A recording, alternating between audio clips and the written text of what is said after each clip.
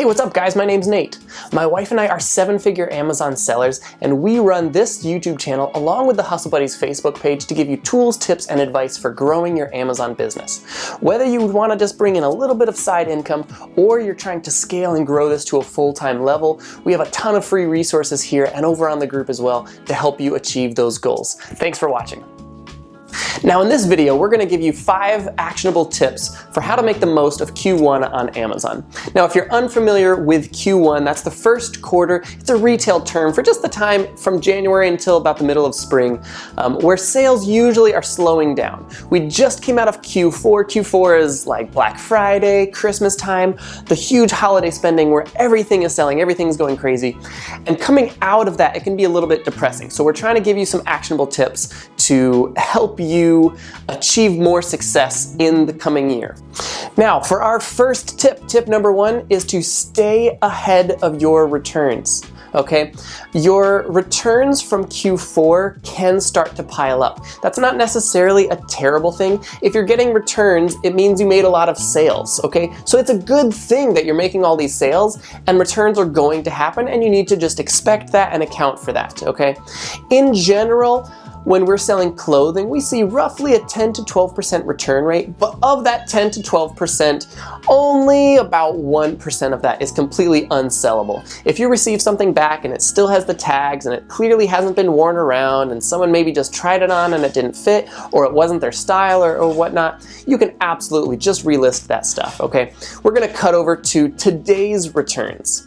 All right, guys, I wanted to show you just one day's worth of returns in January.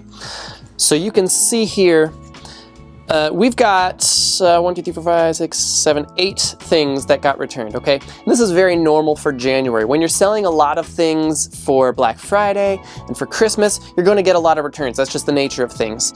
In general, we sell a lot of clothing and shoes and things like that. So in general, for clothing, we have about a 10 to 12% return rate. However, of that 10 to 12%, only roughly 1% is actually unsellable. You can relist all that stuff, but the key thing here is that you need to actually deal with it, okay? This pile is just gonna continue to pile up. If we don't deal with this, tomorrow we might get another 8, and the next day we might get another 8. So you have to deal with the stuff as it comes in. Go through, check for the quality control, make sure there's no tears or rips or stains on it. If it's good to go, then just send it right back in. But again, deal with these returns when they come. Don't let your death pile grow to some unmanageable amount that you just can't get over, all right? So deal with those returns, guys. Now, as you can see, it's really important that you stay on top of your returns, because if that's what we get just in one day, if we didn't do anything for a couple months, that would definitely start to pile up and it would become quite the death pile, as people call it, okay? So that's a big thing in Q1, is to make sure you're staying on top of your returns, staying on top of that death pile of the stuff that you can't actually sell. And then it's also a good time, especially for those returns and the bad buys and maybe the stuff that you can't necessarily sell as new. This is a great time to make sure you're set up on eBay, set up on Facebook Marketplace and all of those other venues so that you can get rid of that old inventory or that bad inventory to other places. Maybe Amazon's not the right platform for it, but you can absolutely sell that stuff in other places. And I think it's good to just have all of those accounts set up, and this is a great time to do it going into 2020. So that is our tip number 1.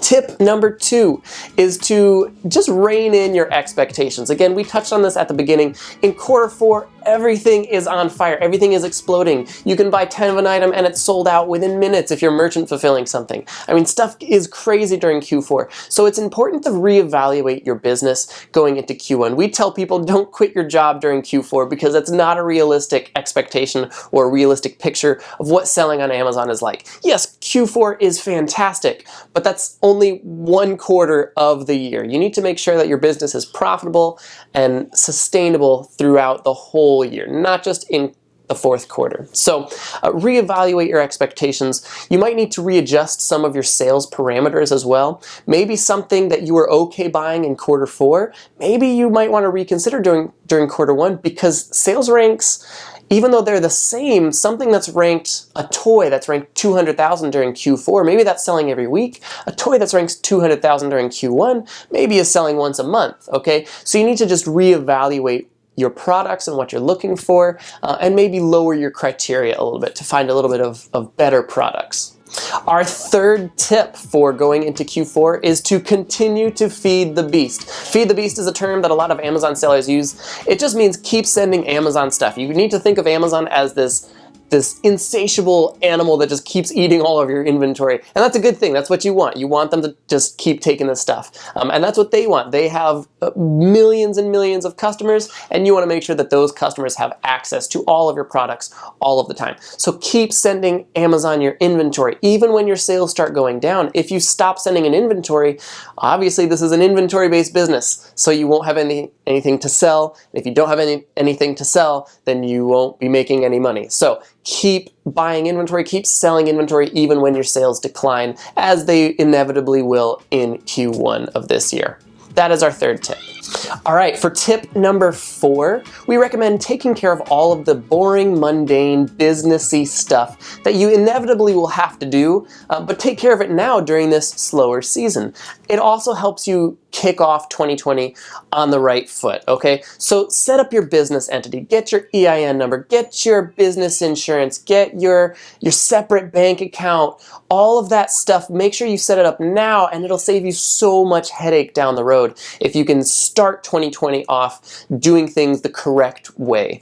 It'll save you so much time in the long run. Some other boring aspects that maybe you're unaware of is you need to be fixing your stranded inventory. When you go to Seller Central, there's going to be an option on the right side of your screen that says stranded inventory. Make sure you're checking that. This is a great time to go in there to fix your stranded inventory, to look at inventory that maybe you got 3 or 4 months ago that hasn't yet sold, figure out why it didn't sell. Do you need to update the listing? You can do that. You can add keywords, you can add bullet points, you can fix images. You can do all of that yourself, and this is a great time to do it, as there's not this hustle and bustle of, oh, I have to go out to hit all these Black Friday sales. This is the perfect time to do all that more boring, mundane tasks. So that is our tip number 4. Tip number 5 is to look ahead to the future, okay? And part of this is actually looking behind to the past. So what I mean by that is when you're looking ahead, look at where you want your business to be. What kind of income do you want to get from this? What is your why? It's important to define that because it's so easy to lose track of that. In a business like this where it can be very lucrative, I see a lot of people lose track of their why, and they just want to get fistfuls of money, and they just want to get bigger and bigger and do more and more and more. But that's not necessarily a good why. You need to figure out, why do you want that income? For us, we have 2 kids that are under 2. My why is I want to spend time with my kids. I want to be basically a stay-at-home dad for all intents and purposes. So I do most of my work at home. I can hang out with my kids all day, and that's sort of my why. And when I lose track of that why, when I'm outsourcing, when I'm trying to grow our business to this multi-million-dollar level, and I'm never seeing my kids, I have to reevaluate, and I have to take a couple steps back. So make sure you sort of define your why, okay? Other things to look forward for is what holidays are coming up. What are some things that you can buy now that maybe will sell really well for, say, Valentine's or Easter? Do your stores, are they already carrying those types of things? Can you look at some of the past data? So remember I said you got to look to the past to look to the future.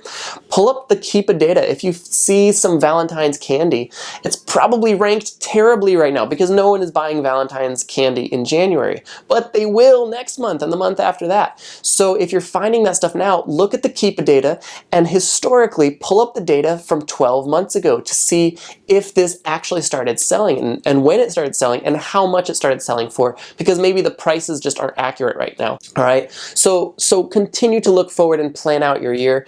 And also another thing to look back for is what types of things just ended. So Christmas just ended. If your stores still have Christmas candy or anything that's like peppermint flavored, or some of those like dark chocolate snowmen, or even like if they still have pumpkin spice things, that stuff is fantastic to sell year round.